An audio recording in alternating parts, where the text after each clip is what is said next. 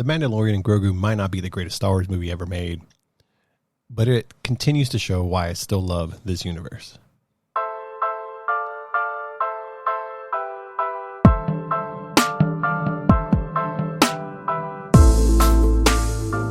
Welcome everyone to another episode of Sigma Duocast. And with this one, it's going to be a film review of The Mandalorian and Grogu, which just came out this past weekend. And I'm just going to do this quick and easy for you. Right from the front, I'm going to tell you no spoilers. At least there's really nothing to spoil. If you've seen the trailers, that's pretty much what I'll speak around. I'm not going to go into super in-depth, analysis of this film or nothing like that. I'm just going to talk about how the experience of it, what I thought about some of the filmmaking. Of course, Star Wars is always the ever topic when it comes to any media that they do. What I felt worked and what didn't work. And I will have one particular hot take that I think most people will either agree, disagree. At the end of the day, I don't really care. It's just my opinion, my thoughts. Overall, I mean, I had fun watching this movie. And honestly, nowadays, that matters a lot. You know, you want to be entertained. You want to invest, whether it's an hour, 2 hours, 10 hours, if it's a TV show, season long type of thing. You just want to have a good time. And with this movie, it is very much a family kids film, like to the letter. I mean, it is, it's just built for families. It's built for kids. If you're expecting a dark, moody, serious film or something that's like really tied to multiverse, universal world building, tied to the Skywalker saga, like anything like that, you are going to be severely disappointed, because that is not what this movie is in any shape or form. So I'm just kind of just telling you up front that if that's what you're expecting from this Star Wars film, you're going to be extremely heavily disappointed. And it's kind of what I'm seeing coming from. I don't really care what the critics have to say. I don't care what Rotten Tomato score it has. That is irrelevant. I do always pay attention to the audience score. I think that one's important because that is what the people are saying that are watching it. So overall, this felt like a Star Wars movie, but it also felt different for me in a very refreshing way. And the problem, though, is we all know what happens when Star Wars decides to do something that's different. They get crucified for it. You look at Solo, you look at Last Jedi. These are films that just crucified for whatever reason, which, just side note, I do like both. If you want to know more about my taste with Star Wars, if you're all of a sudden, you're not credible, go listen to my other episode about Star Wars. There's a lot of in-depth stuff there, and I am always very happy to have a conversation about Star Wars. It's not that you're right and I'm right, or you're wrong, I'm wrong. It doesn't matter to me, but I love to gain perspective. So there's no Skywalker saga. There's no giant galaxy ending stakes. There's no obvious setup for 6 other projects or anything. This was literally the adventure of Mando and Grogu going through the galaxy. If you've watched the Mandalorian TV show, there's 3 seasons with appearances in the Book of Boba Fett and I believe in Ahsoka. In season 3, it ends where the last thing we get is Din Djarin, aka the Mandalorian, is with Grogu. They are back on the planet of Navarro, and they have their own little piece of land, and they're chilling. He has his little Naboo starfighter that he custom, and they're just kind of going back to bounty hunting. And the last thing you do see Mando do is talk to the New Republic saying, hey, I'm willing to take jobs again and work with you guys to do bounties. Like, I'm just going back to what I was at the very first season of The Mandalorian. Now, you don't need to watch any of those seasons or any of that to kind of know what's going on in this film. But as always, if you follow everything, just like the Marvel Universe, if you follow the shows leading up to these movies, you have an appreciation of what's happening, what characters appear in this and that. And this is a big example of knowing the entire Star Wars saga. If you've watched all films, all TV shows, the Clone Wars, obviously the Disney Plus shows, if you've watched all of that, literally all the characters introduced in this movie are not even newly introduced. They have all been established in one way or another in some type of Star Wars story from the first films, the Clone Wars, all the way down, especially Clone Wars. Dave Filoni, who's now the co-president or president of Lucasfilm, he had heavy, intake when creating the Clone Wars and all that.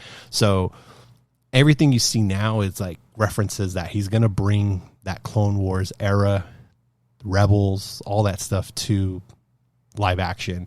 Jon Favreau, who directed the film, who wrote wrote the film as well, along with Dave Filoni and another. He had a heavy stake in The Mandalorian and all this stuff. So you're going to see a lot of like bringing the stuff from the past and stuff from these shows to light. I mean, there's a bounty hunter you see in here. I mean, Rhoda the Hutt, he's from Clone Wars. Every character in some shape or form already debuted before, except for Sigourney Weaver's character. She is new to it, but we'll talk about the characters and all that in a little bit. So again, this is just an adventure movie. It's a side quest, spin-off story. It's isolated. There are no big references. There's nothing around that. So I don't know if this is what people are going to have at stakes or have a problem with it, that there's no like major thing, like the story is not big. It's just simple. It's very simple.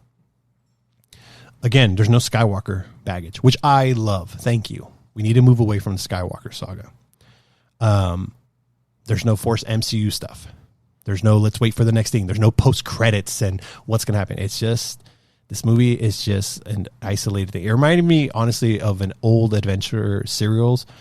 George Lucas always talked about Star Wars being inspired by Westerns, samurai films, Flash Gordon serials.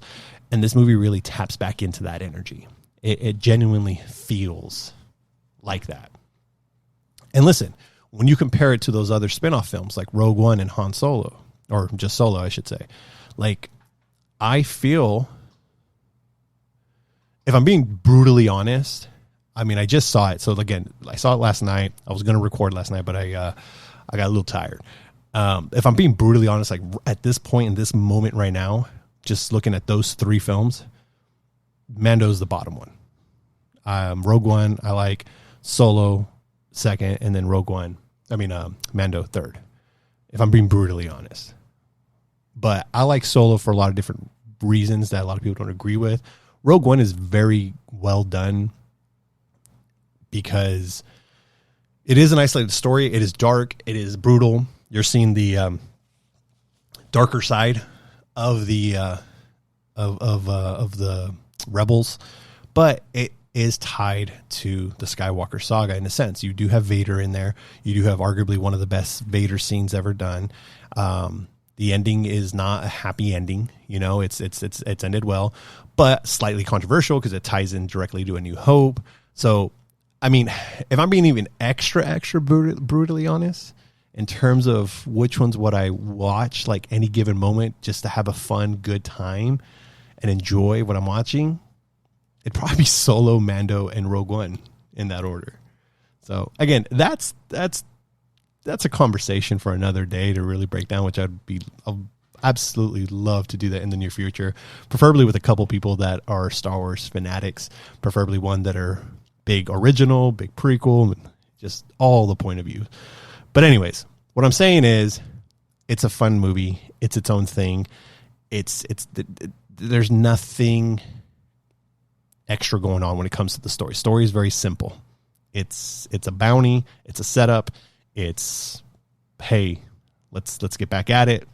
Boom. Like, I'm trying not. I don't want to spoil it because there really is nothing to spoil. If I say 2 sentences, I spoil the whole movie because that's how non-complex the story is. It's as simple as just 2 things. So now, because it's so self-contained. Some people may walk away saying that didn't feel important enough. But honestly, again, I'm tired of everything needing to be the most important story ever told. So that's what you're going into when it comes to this story. Another big thing that I want to focus on is nostalgia. I love the nostalgia in this movie. It's extremely subtle. It's natural. This movie really appreciates the nostalgia wasn't in your face. I love that it's not about that. It wasn't like, hey, let's stop the movie and point at the reference. Like, everybody, do you remember this? Do you know this or that? Like, it just assumes it trusts the audience. There's a couple creatures. Well, it's not really a spoiler, but there's a particular planet they go to, and the guards, if you will, are droids. And it's a combination, like they're mixed up a little bit. Again, if you see the film, you'll see. And I love that. I mean, it's a great callback to the Clone Wars. It's a great callback. I mean, that to me is nostalgia Easter egg. You know what I mean? But it's not like spend time explaining this or giving you whatever. Like, I'll give you a perfect example. And again, this might be a spoiler, but there's a droid in a battle. It's a battle droid, but the head is one of the, God, I can't think of what they're called right now, but I gotta look up what the hell the droid is. It's the basic infantry droid from episode 1. But there's a specific the B1 series droids, and there was never a moment I was expecting it, because again, this is how they handle nostalgia in these films. This is what they do, and I was expecting for them at some point the droid to go Roger, Roger. Like, I was just expecting it, because I'm like, that's what these people do when it comes to Star Wars movies. They always got to do that. Doesn't happen once.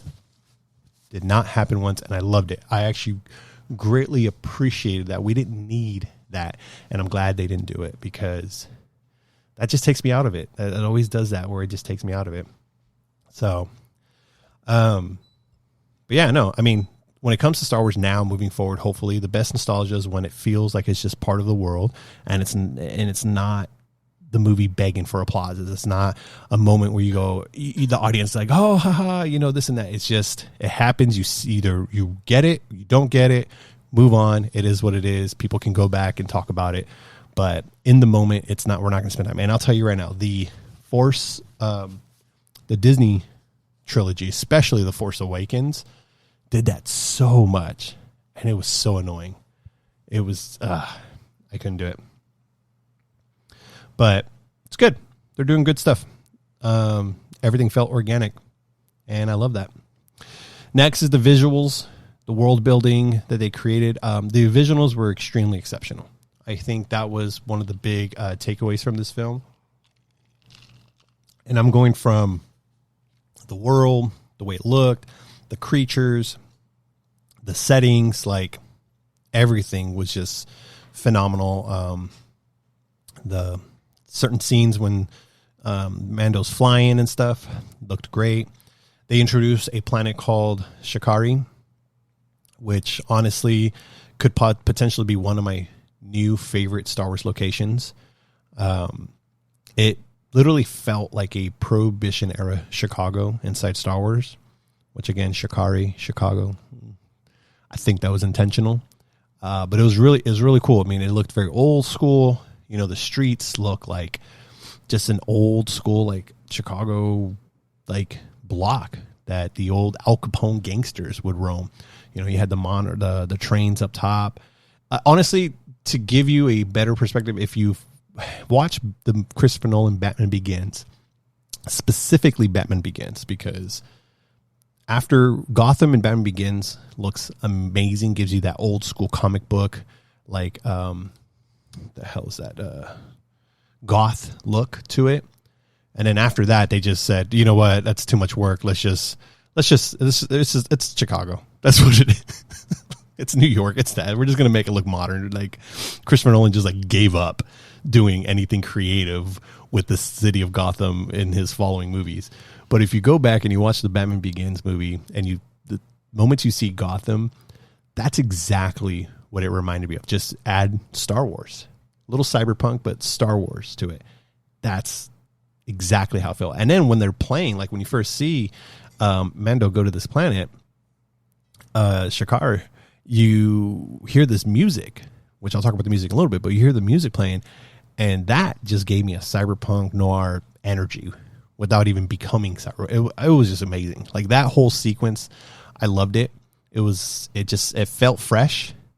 It still felt Star Wars, but it explored a different flavor of Star Wars. It actually reminded me of, I think it was the Obi-Wan show when Obi-Wan was trying to find Leia, and they're like in this like, it looked like the streets. It kind of gave me those vibes, and I love that vibe. I love like that whole underground, like you're seeing the oppressed, the poor, and it just feels more human connected, but at the same time, it's Star Wars. Like, I don't know how to explain it. If you're getting what I'm saying, fantastic. You get what I'm saying, but it's just a different feel, and I absolutely love that.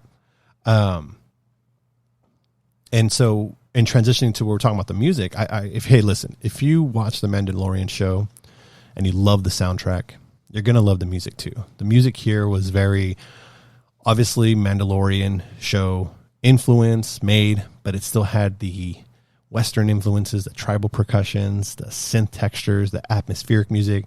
I think the newest song or type of music that I got was what I just talked about. When you hear that sound cue when Mando goes to Shakari and you hear that cyberpunk vibe, I loved it. And it felt a little bit Star Wars. The thing is, with Star Wars is the music is traditionally orchestral and grand, and Mandalorian kind of modernized that sound with synths and electronic textures, and this movie continues that. And so I know that was one of the criticisms about this film from fans, is that they don't like the music. It's like, dude, not everything's going to be John Williams, and it doesn't have to be John Williams. I love that Mando has its own identity of not only the cinematography and the way it's filmed and the way it's done, but also the music. It has its own identity. I mean, it had intro titles, it had credits in the beginning. Like, it didn't have the in a galaxy far, far away thing. Like, it's unique, and it separates itself from the other films. And I love that. I think it's great. I think that's what Star Wars needs to do, is to separate themselves, especially when it comes to the spinoffs. I love that the spinoffs so far have been very different from the primary saga timeline, if you will. This is why I feel that Rogue One, Solo, and now this one, they're great movies on their own, and they don't need that extra connection. They don't need that extra tie. And it can still feel like Star Wars and be Star Wars, and we can still get all the little intricacy things that we want, like references and things like that. So music was great. Next up, we'll talk about the cast, which is going to lead to a bigger topic. Again, I already said all the characters are pretty much the same. If you watch the show, it's pretty much the same stuff. The only new character that we got was Sigourney Weaver's character, which she played. Where's she at? She played Ward, a colonel and leader of the New Republic, Adelphi Rangers, and she was previously a pilot for the Rebel Alliance, which, good fact to know. Other than that, everyone else did great. I mean, obviously you had Pedro Pascal, you had Grogu, still not talking. Jeremy Allen White played the voice of Rhoda the Hutt, which is the son of Jabba the Hutt. That was like the only original trilogy connection it really had. And Jeremy Allen White is the lead, I believe, in the show The Bear. He was also on Shameless. I had a little bit of an issue, which again, it's gonna add more to the other topic I'm gonna go into in a little bit. But he spoke English, or whatever the dialect is in the Star Wars world that's considered English. It felt weird. It felt very weird. Galactic Basic Standard is what's called the English language in the Star Wars universe. It just felt weird to me. And I feel a lot of creatures, alien species or whatever, that spoke, majority of them spoke in English. And I don't know, it's because they didn't want, because again, at the end of the day, this is a kid's family movie, 100%. So maybe they just didn't want kids, they wanted kids to enjoy it at the very least and not have to read. I don't know. But it just felt a little weird. And then, ironically enough, Martin Scorsese is in there. He plays a character named Hugo, which I think is funny because I feel like he's always a hater when it comes to, I know he's a big hater on comic book movies, but I guess Star Wars doesn't fall in that category. Sci-fi, so that's cinema to him, but I thought that was funny. His character was cool though. He's got a unique voice. Martin Scorsese has a unique voice, so it fit really well on the character he played. It just fit perfectly. But again, Sigourney Weaver was like the main new character. And you know what's funny? I feel like this point, like let's talk about her real quick. I feel at this point, she is legitimately the queen of sci-fi.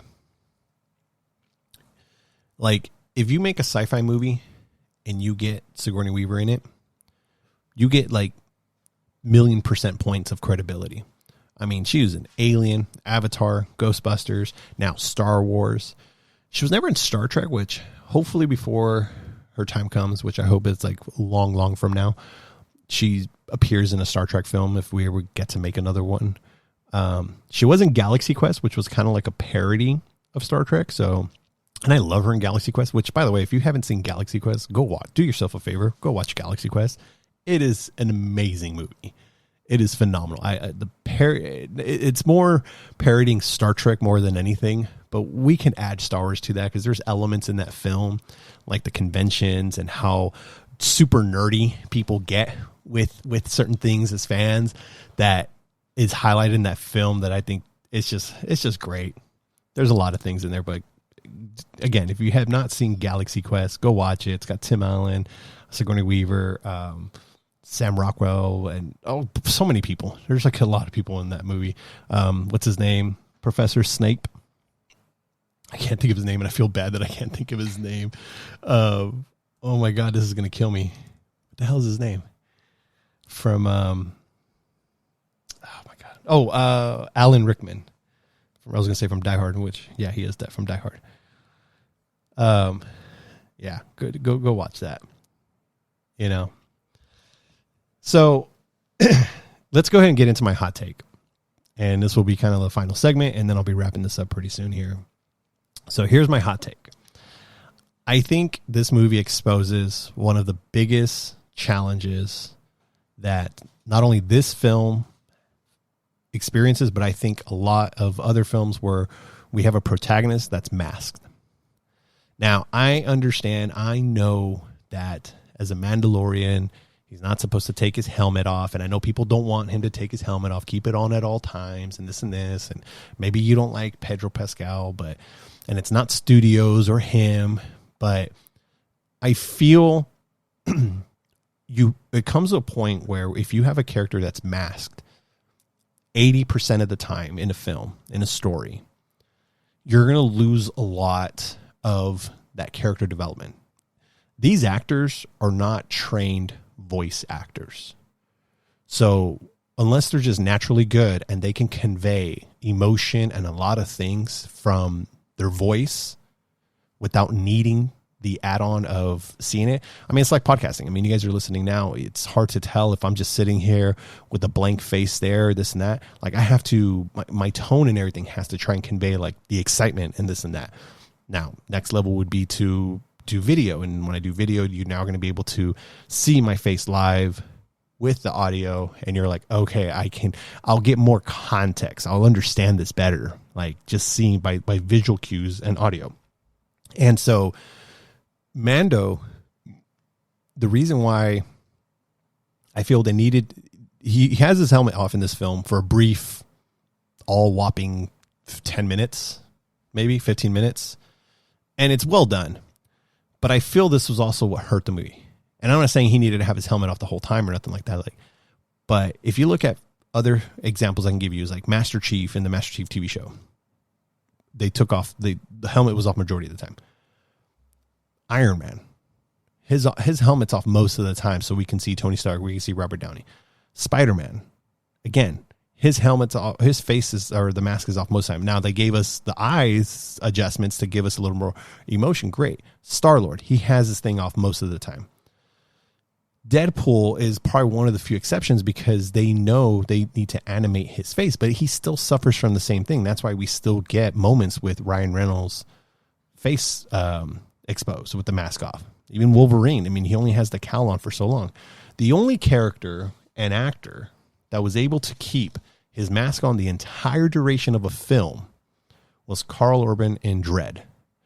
And it worked fantastically because, for one, you see half his face is covered. So you still have a bottom half. He didn't need his eyes, but he was, with his mouth expressions and everything, his voice, he was able to express everything perfectly when he felt there's no challenge here. When he felt, oh, maybe I'm in trouble, or he had a little he nailed it.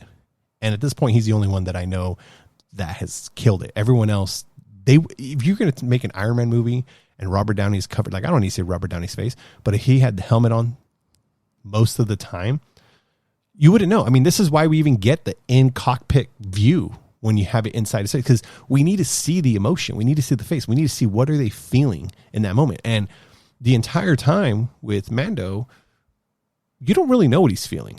You don't know if he's like concerned. You don't know if he's happy. You don't know anything. And his voice is the same. Like, I'm sorry, Pedro is very monotone when it comes to his character as Mandalorian. But the moment they remove the mask, the helmet, now you know. Like, the scene that you do see him, like, you can see he's like, oh crap, what's happening? He's pissed, but also he's concerned because of the threats that's being presented and this and that. And then once he's in the situation that he's in, and you can tell that he's like, he's human. Like, he's not this, badass fighter or Mandalorian, so to speak. So I feel that was probably one of the biggest things, because never in this movie at any point, aside from like the moment where he had his helmet off and I'm like, oh yeah, he's kind of, what's going on?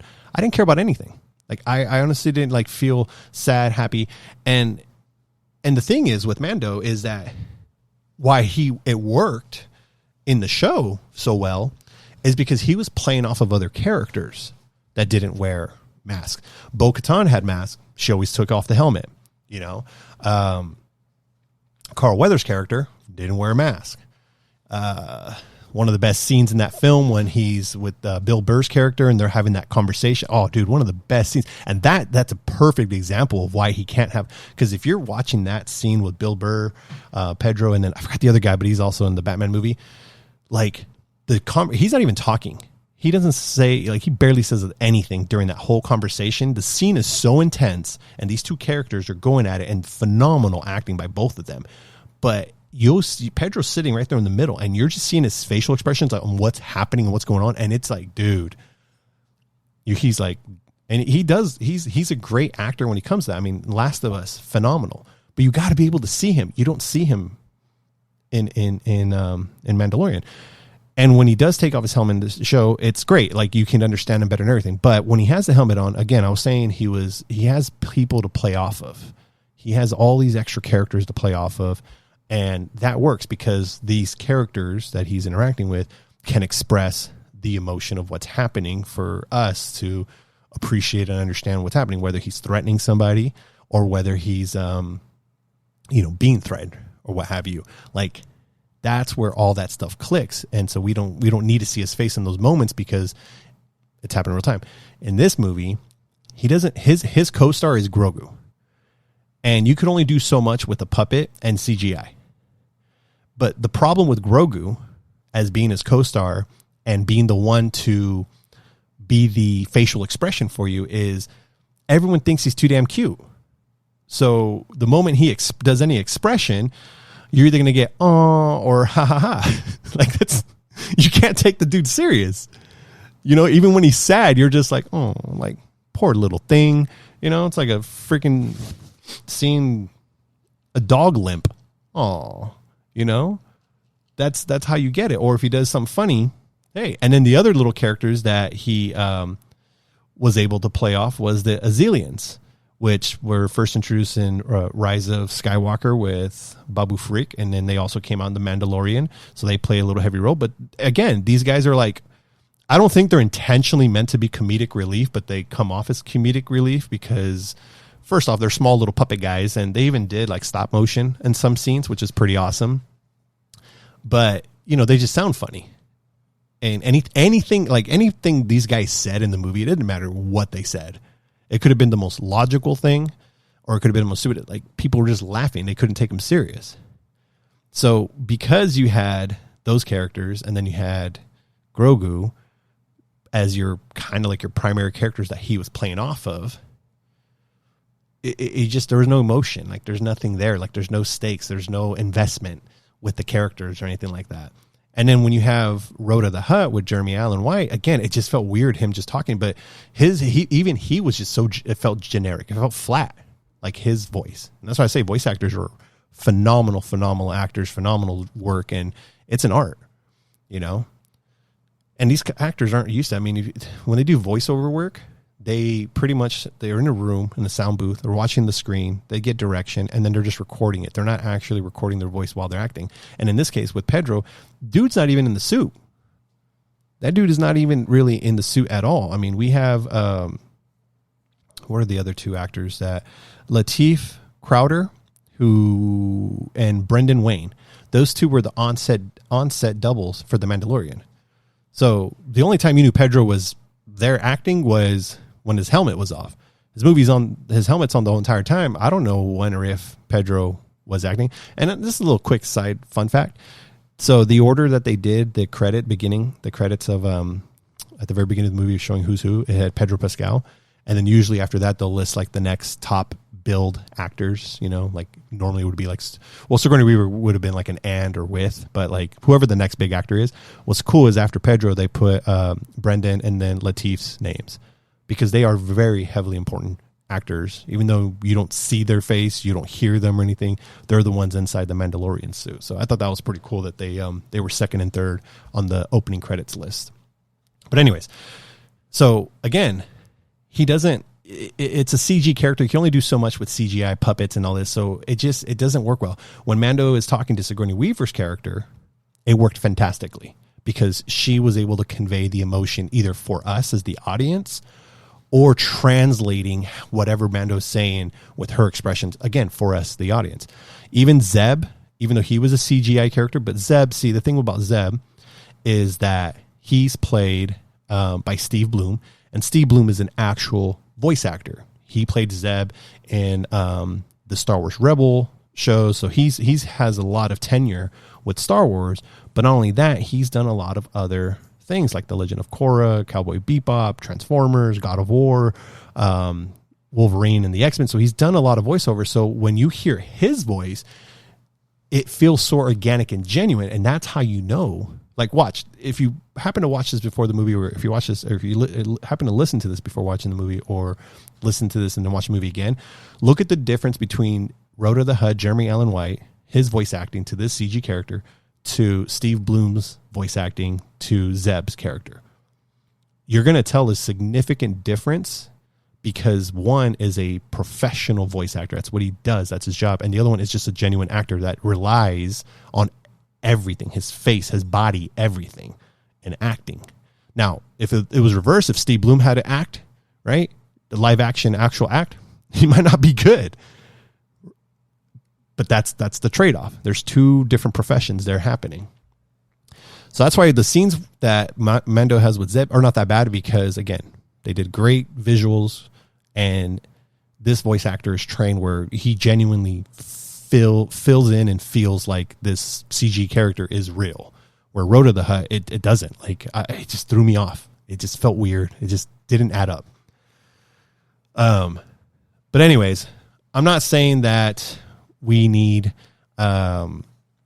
Mandalorian to not have a helmet on at all times. That's not what I'm saying. It's just because I understand the lore, I understand everything, but if we're going to try and capture vulnerability, exhaustion, humanity, connection, like, we need it. It needs to come off here and there. So I don't know if they need to rewrite that or do something, but I get the tribe that he's in. They're required never to remove their mask because that's it. And that's why I didn't think from the beginning, like, can we really sustain a film with just Mando and Grogu? Because the shows were well because of all the other characters he played off of. So, and And again, this is not just a Mando problem. This is a problem with all film with anything with a masked character. It's just people figure it out. Again, if you look at Tony Stark, that dude, you probably see him in a helmet, like Iron Man helmet, probably in any given Marvel film, like 10%. Other than that, he doesn't have a helmet on, or we're seeing his face inside the cockpit. Spider-Man, same thing. Always finds a way to get his mask off. And now we're going to start getting potential in mask view based off that new trailer that we saw for Brand New Day, where we're seeing him inside his mask. If that's a thing, we'll see. But they're trying to find a way to make the facial expression happen, kind of like Deadpool. I mean, at this point, it's a comic movie. We can accept that there's no technology to make the mask move. You know, and that's why Deadpool works fairly well. But again, mask off. The Halo series, everyone was pissed about the Halo series that he took off the mask, like the helmet more than ever. You can't do it though. It's not that the actors, I mean, I'm sure that's probably has something to do with like, oh, I want to see my face, but it's like, I don't know. Star-Lord, same thing. He's always without his helmet, which I think that one's written well because it's more like armor than anything else. Kylo Ren. It didn't take that long to get the helmet off him. You just can't. But I'll tell you what, I like Kylo Ren without the helmet. He's such a better character without it because Adam Driver does a phenomenal job with his facial and your emotion and really capture that. It worked with Vader because, well, Vader, at the time, we didn't need to see his face. You had James Earl Jones doing the voice, and he's not really a voice actor, but he's had more experience doing voiceovers, and it's pretty easy to do. I mean, James Earl Jones' voice is amazing. But after that, now that we have Hayden Christensen, every project that we've had with Vader, with Hayden Christensen, at some form or another, the helmet comes off, it gets damaged, and we see some part of the face at some point. That's just the rule of the land when it comes to helmets. It's not that, hey, we need to see Pedro Pascal. It's that we need to see his face because we need to get better the emotion, what's going on, or give him a better character to play off. Not saying Grogu's bad. I mean, he's going to be there regardless. Give him an extra character along with him. So, anyways, that's my thing. That's my hot take. Let me know if you agree or disagree. Again, I'm not saying that Mando should permanently remove the helmet. I know it's part of the character and part of the Mandalorian culture. But if Grogu is going to be his primary co-star, we occasionally need to see Din Djarin as a human being remove the mask here and there, or the helmet. I don't know. All right, final thoughts. This movie was fun. It was fresh, subtle nostalgia, great world building that's not like expansive to like other stuff. It's just we get to see a couple new planets. We revisit a couple. We get to see a lot of like the ecosystem and things like that, which I thought was great. The music, I love the music. I love the Mandalorian music. I love John Williams stuff, but I'm not comparing it to that. It's its own thing.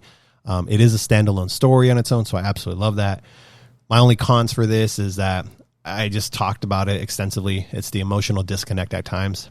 Half the time I didn't really care like what the character was experiencing. I was just there for the ride, whether it was an awesome scene or cool scene. Because there's a moment where it's supposed to get you really sad in a sense, and you're like, oh my God. Never really felt that. It was a little predictable. But during those moments, you see Grogu kind of doing his thing, which I thought was really cool. But again, the moment he experienced something, people are laughing. You can't take the guy serious. The story is pretty simple. It's pretty straightforward. Would I like to be a little more in depth, even as a standalone? That would have been kind of cool. But it was pretty straightforward. And again, the mass protagonist limitation. So at the end of the day, I had a really good time with the movie. I think it was great. It's fun. I'm definitely going to buy it when it comes out. You know, it reminded me of that Star Wars doesn't always need a giant galaxy ending stakes to be entertaining. And thank God it doesn't need to be connected to the Skywalker saga in any shape or form. So, again, I like the spin-off movies that Star Wars is doing. They are getting a bad rep outside of Rogue One. I really hope that the fans just appreciate what we're getting and the difference, how it separates itself from the Skywalker saga, and just enjoy it. Rogue One was great. Solo is great. And I think Solo is going to have I think it's going to have a turn because Maul, that show was really good, the animated show, which again, animation, dude. Sam Witwer, like, voice acting is amazing. But I think that show's going to get Solo's going to get revamped because of that show, because we're going into that gang side of it, which I hope it brings either the second solo movie, because there were supposed to be 3 solo movies, if I remember correctly. They were supposed to do at least 1 or 2 movies. So I hope this revitalizes brings it back to life, because I think it deserves it. And if they make it more with Han and I think it was Cora and Maul, we're going to be in for a fantastic treat. And then Mandalorian. So overall, give it a score of 7.5 out of 10. It's not groundbreaking. It's not perfect, but it is very entertaining. It's stylish. And honestly, it's refreshing. I'd much rather get more standalone adventures like this one, than stories trying to force every corner of the Star Wars universe together. Like, it always has to reference something. So again, 7.5 out of 10. It's a good movie. I like it. It's fun, especially if you're a family person. Again, it's a kid's family movie. Overall, I'll leave you with these questions and let me know in the comments or hit me up on my socials. Did you like the smaller scale story? Should Mando remove the helmet more often? Very curious about that one. Did Shakari work for you? And where does this rank among your Star Wars spin-off films? So if you guys follow me on Instagram, TikTok, YouTube, you guys can hit me up there. Follow me on Spotify, Apple Podcasts. You guys can definitely comment on the Sigma Duocast there. Again, for more movies, more pop culture discussions, and real experiences coming soon. Until next time, I'm Rick. This was Sigma Duocast. Thanks for listening.